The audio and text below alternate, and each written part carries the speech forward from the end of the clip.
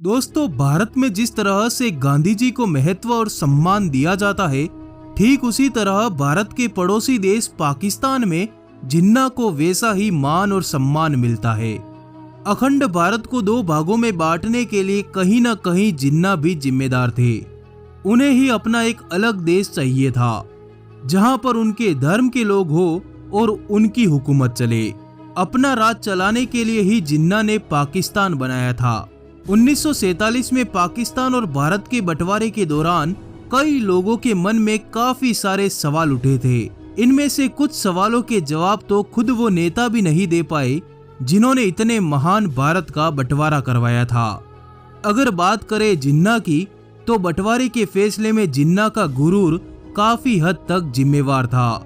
वो नेहरू को भारत के प्रधानमंत्री के पद पर नहीं देखना चाहते थे और तो और वो गांधी जी के प्रति काफी ईर्ष्या रखते थे।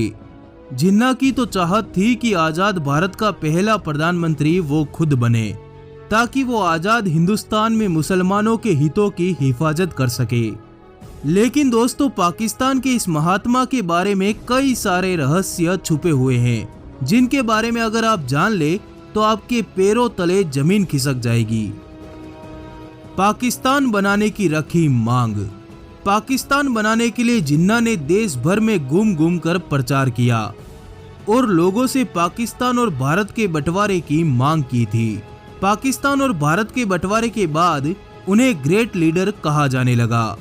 जिन्ना के बारे में कुछ राज ऐसे भी हैं जो अगर खुल जाते तो शायद हिंदुस्तान और पाकिस्तान दो अलग अलग देश नहीं होते। मोहम्मद अली जिन्ना के बारे में कहा जाता है कि उनका जन्म एक हिंदू राजपूत परिवार में हुआ था, जो कि मछली का व्यापार किया करता था।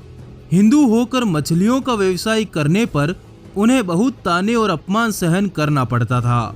इससे छुटकारा पाने के लिए उन्होंने अपना धर्म बदलने का फैसला कर लिया। मोहम्मद अली जिन्ना और उनके माँ बाप सहित उनके 4 भाइयों ने हिंदू धर्म बदलकर मुस्लिम बनना स्वीकार कर लिया। उनका परिवार मुसलमान बनकर कराची में रहने लगा। जिन्ना का पहले नाम पुंजलाल ठक्कर था, जो बाद में मोहम्मद अली जिन्ना हो गया। राजनीति में आने से कुछ समय पहले तक जिन्ना खुद को मुसलमान बताने से कतराते थे। खबरों की माने तो जिन्ना के परिवार के कुछ सदस्य आज भी गुजरात में हिंदू बनकर रहते हैं। मेरा मतलब है कि वो हिंदू धर्म को मानते हैं। फेफड़े थे कमजोर। जिन्ना को फेफड़ों की बीमारी थी, लेकिन उन्होंने ये बात सबसे छुपा कर रखी थी। उनके फेफड़े कमजोर थे, जिसकी वजह से उन्हें टीबी की बीमारी हो गई थी। उनकी इस बीमारी के बारे में बस उनकी बहन फातिमा और उनके डॉक्टर को ही पता था। जिस तरह से जिन्ना के पिता ने अपना धर्म बदला, उसी तरह जिन्ना ने अपना देश बदल दिया।